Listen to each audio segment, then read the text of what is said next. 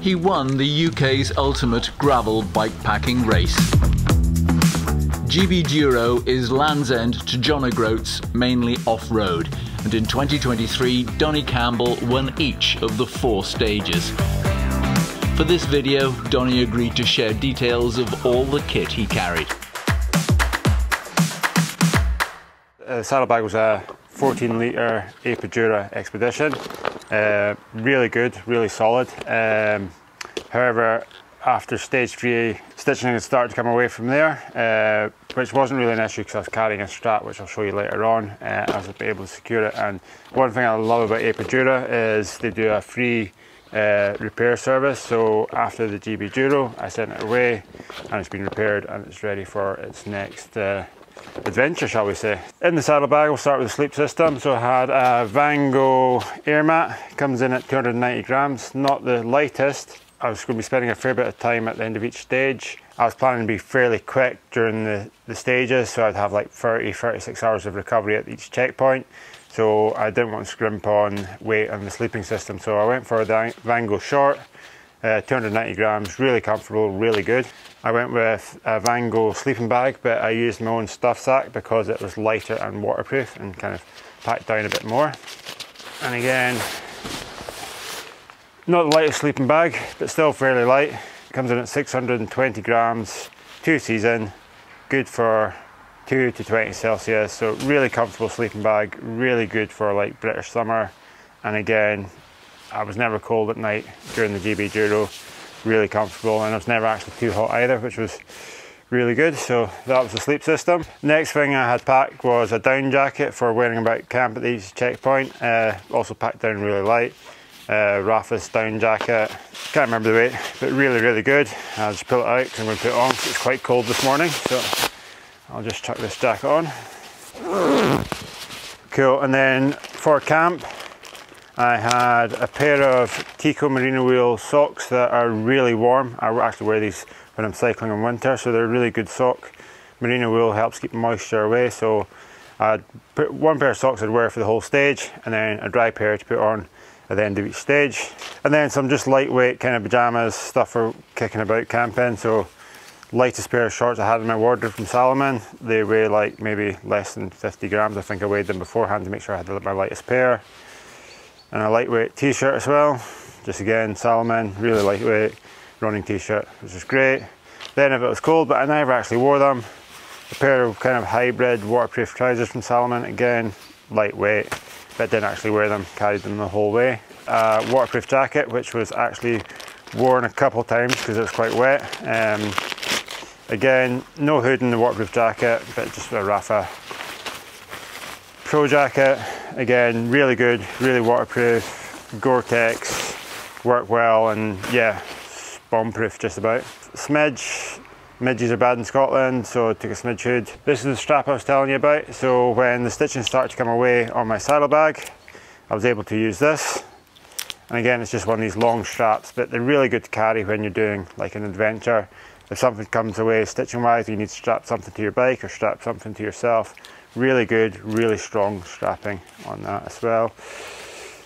Then some charging cables for my exposure lights, my Hammerhead computer, my iPhone, all the usual kind of cables I had in there, and cables for charging the power banks, which were in my other bag. A high powered charger, so between all the 4 sockets it can charge up to 100 watts if you have the right power output from the house. So it gives you 4 sockets, 3 USB-C, 1 USB, and it meant actually when I was doing the French divide, I could charge my power banks at half the time that it would normally take because I had such good outage, and it's only just one thing.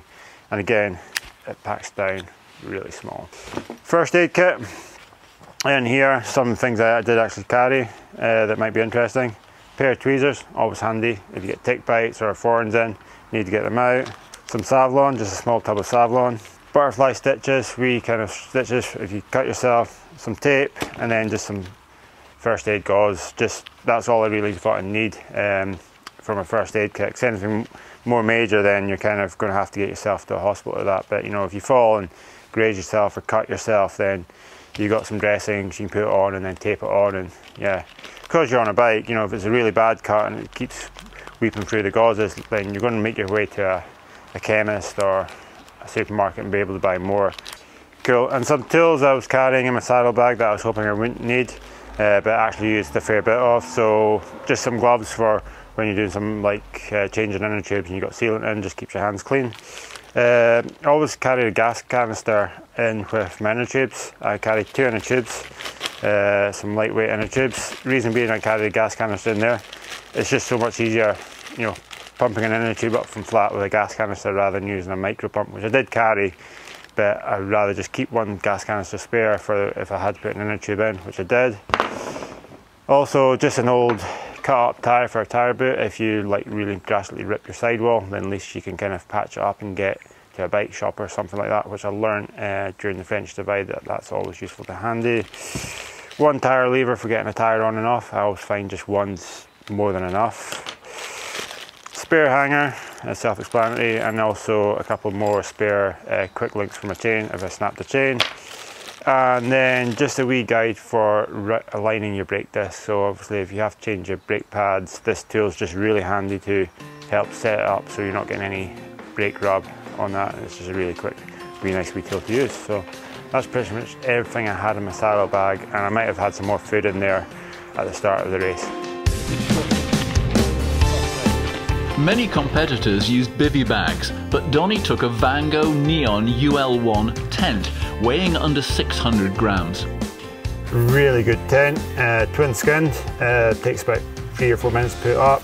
It kept me dry, and the reason I went with this over a bivy bag for a number of reasons. One, it's going to be 36 hours plus at checkpoint, so you know I was spending 2 nights in a row in the tent, 2 full nights, so 8 hours. So you're not going to want to spend 8 hours in a bivy bag, especially in Wales when it was pouring down. So this worked really, really well. Inside there. Oh yes, it's much better than you could. Yeah, I see what you mean. Because I was asking if you could get changed in there, but you quite clearly could get changed in there. Yeah. However, just one tip: don't have a dream where you're in water and you're covered by jellyfish, and you have to kind of like do that to get to the top to clear all the jellyfish. Because I did that one night and I completely destroyed the tent. I pulled out guy ropes and everything because I was dreaming about being in probably Loch Shield Egg and being covered in like meters of jellyfish.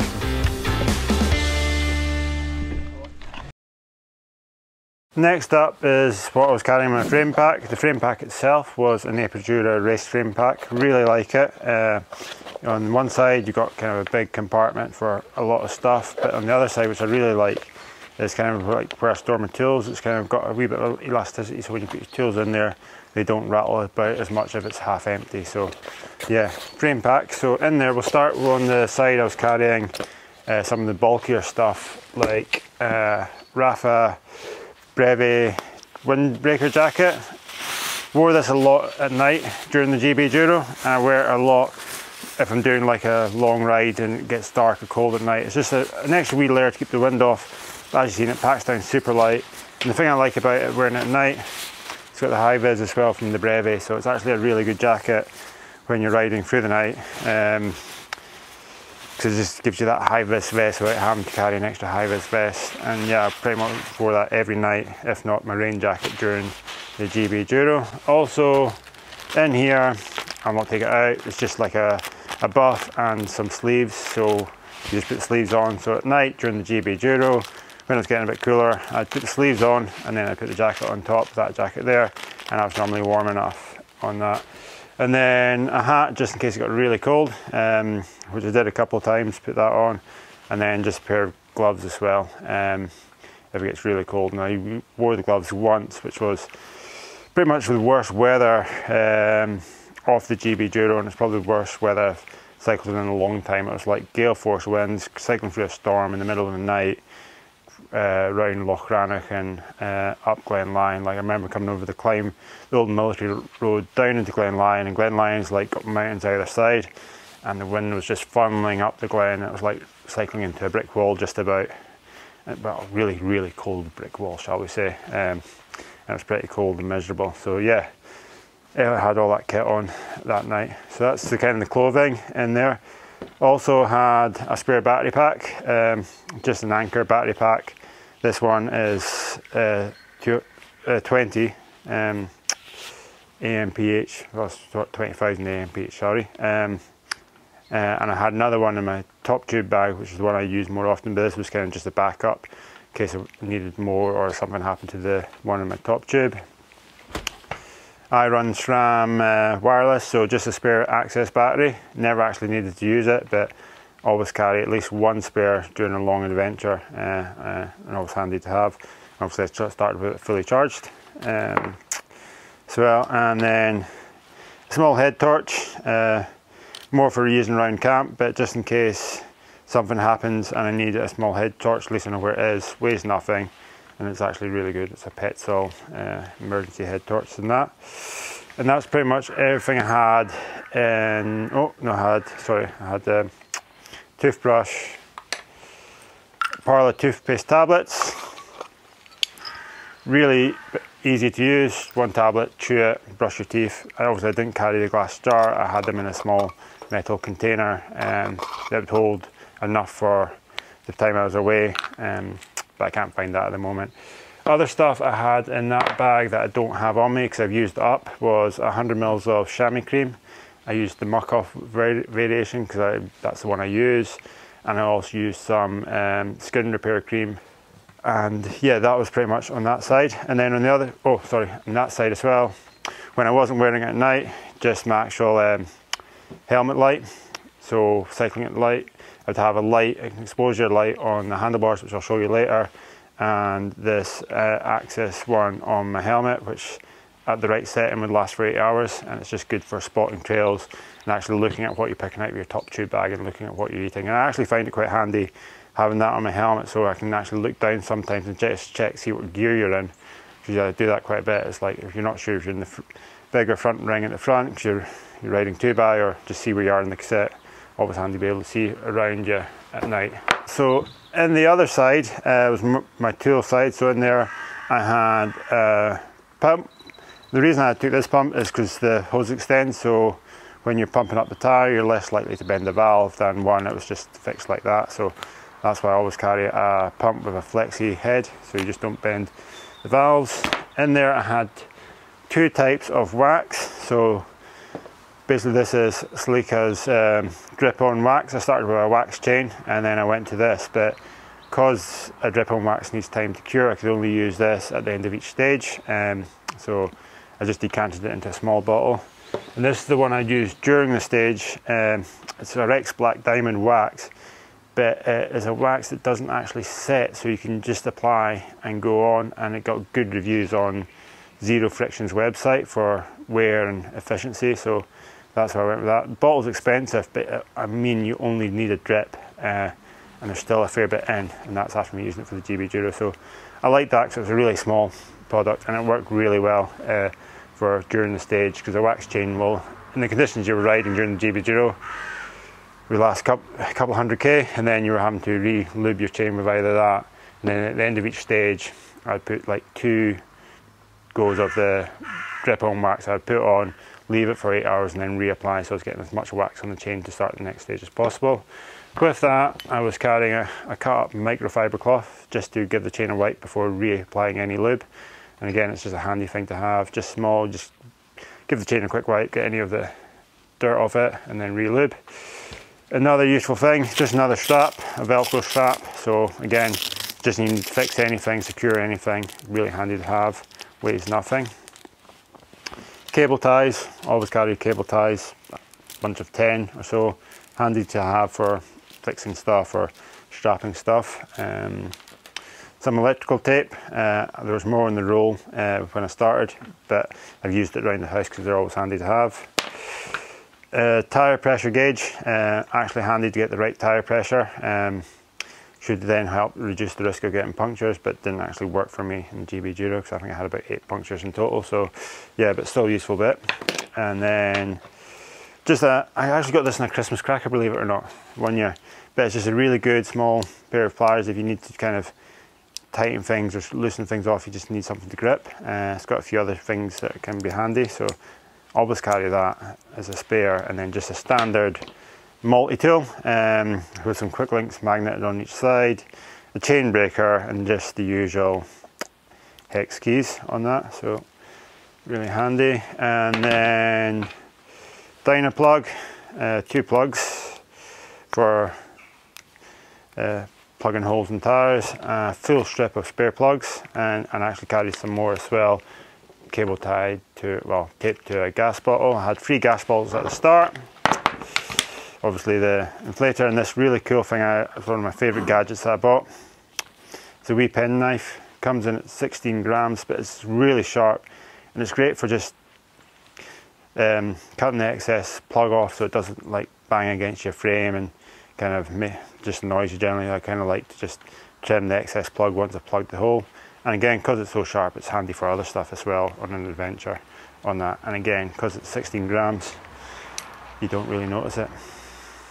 And that's pretty much everything I had in the frame bag, and maybe I had some food in there as well during the race.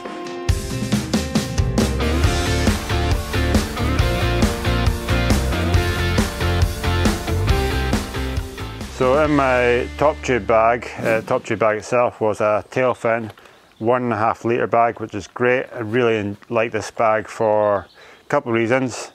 The volume of it, you can actually fit quite a lot in here, and the unique way of how it bolts down to my bike, which is Cervelo Aspero, so you get very little sideway movement, to the point that there is no sideway movement even when it's fully loaded. So great top tube bag. In it I had loads of Haribo twin snakes. They're my favourite. If anyone wants to buy me a packet, feel free.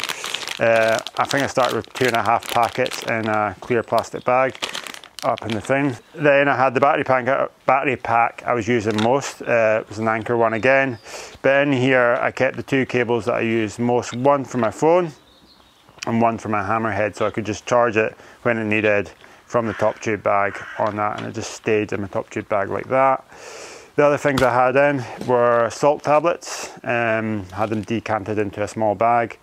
Again, really good for long distance stuff, just to help with sodium balance. And depending on how hot the day was, I might be taking one every hour or one every 2 hours. The other things, a small wee multi-lock. Again, I find this useful for when you're doing a supermarket stop. It's not going to stop anyone stealing your bike properly, but it just stops the opportunist thief to give them a wee second thought, because it's not as easy as just picking the bike and running with it. You actually have to use a bit of force to break it. But again, because it weighs nothing, it's just an extra small deterrent from someone stealing your bike if you're in a supermarket picking up supplies. So lip cream, find that really good, because obviously you're out for pretty much days at end, so you can get cracked lips, and also it's got some sunblock in it, so it's good for protecting your lips, so carry that.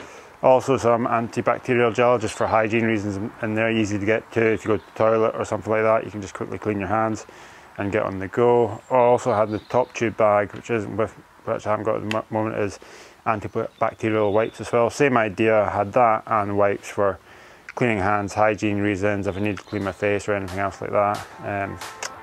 They were kind of things I'd carry in the top tube bag, plus maybe some gels at the start as well, and that was pretty much top tube bag.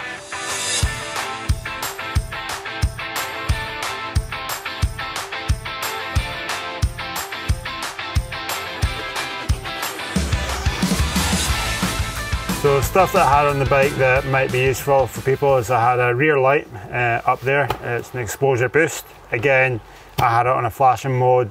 Great, lasts for a long period of time. I think the flash mode you can have it up to 24 hours. And then my main light up the front, which is up here, is an exposure 6-pack. Again, the setting I was running gave me basically 8 hours of battery life. You can set it for longer or less, but the size of it is massive, but that's just because it's the battery on it, which is really good. Also on the bike is down tube bag from Tailfin. The GB-Duro had a new rule this year to try cut down in plastic waste and single-use waste, so I had to carry all non-biodegradable waste to the end of each checkpoint, so I had to have somewhere to store it on the bike, and this is the only place I could find to store it. So this bag had some sports gels in there and some active root, but then pretty much that was my trash can for each stage of the race.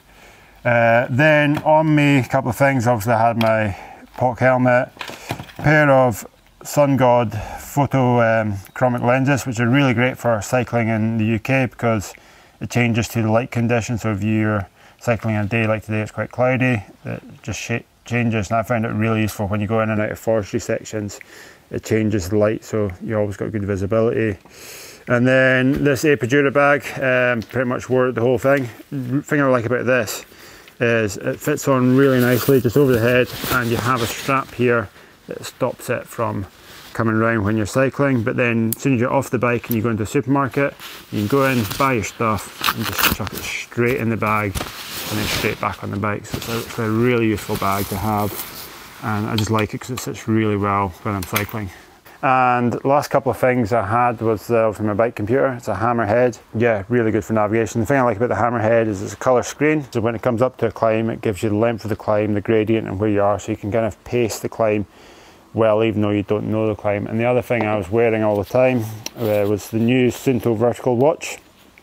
The reason I was carrying this is because it's got like incredible battery life. It's probably the best battery life in the sports watch at the moment on the market. But also I could use this to navigate if this one failed. And actually during the whole event, for the week and a half I was away, I didn't need to charge this once. So yeah, it was great. And the other thing I had, which I haven't got out, is I had 2 Elite Fly water bottles, 550 there and 750 there, because then the frame bag was covering that. As you can see from the photo, snug fit, side loading, matching Elite water bottle cages with Elite water bottles, is I've never lost a water bottle when I've done that. Previously I had other cages on and other water bottles, and I used to always lose water bottles on rough gravel rides, but since I've gone to Elite water bottle cages and their water bottles, they just seem to be compatible, and I've not lost one since. So the bike itself, I was running, so it's a Lotus Sparrow, 54cm frame. Obviously it's more of a racier gravel bike, so it's quite firm, which I like, and it's a bike I've used for all my adventures. Aero frame, so it gives you a bit more efficiency on the long flatter sections on that, and it gives you a tyre clearance up to 45mm. Gear ratio was SRAM Force wide, so I had a 1036 cassette on the back with a 4330 chain rings up front, so that gave me a good high-end gear for the faster sections and a really good climbing gear when the bag's heavy, with a 30-36 ratio at the back. More than enough for normal cycling, but if you've got, say, an extra 8 kilograms of weight on your bike, then it's good to have that easier climbing gear. Oh, and the wheels as well are Zola wheels, the Nipro wide wheel, so it's got a 25mm internal width, which is good for gravel tyres because it means the tyre sits a bit wider and you get less squirming in the corners. Tubeless at the start, and then quite a few inner tubes, then tubeless again, then another inner tube. So yeah, I had a bit of a marathon of punctures and puncture repairs and inner tubes. Not those tyres. I was actually going to run these tyres, which are the Continental Terra Speeds but in a 45C, but I ripped the sidewall 2 weeks before the GB-Duro, being stupid by going down a descent too fast on over rocky stuff, and I knew as soon as I started the descent that I was going too fast, and I ripped the sidewall, and because I could only get them in Europe, they did not arrive in time for the GB-Duro, so I went with what I've ran before, which is the Pirelli Centurato M's, which is what I did the Badgers Divide in last year, and they didn't puncture once during the Badgers Divide, but yeah, they didn't last at all during the GB-Duro. If you'd like to hear more from Donnie, check out this ride I did with him on the same day. And being a coach, he has also helped with the Older Athlete series I'm currently running. Thumbs up please if you've enjoyed it, and I'll see you again next time. Bye.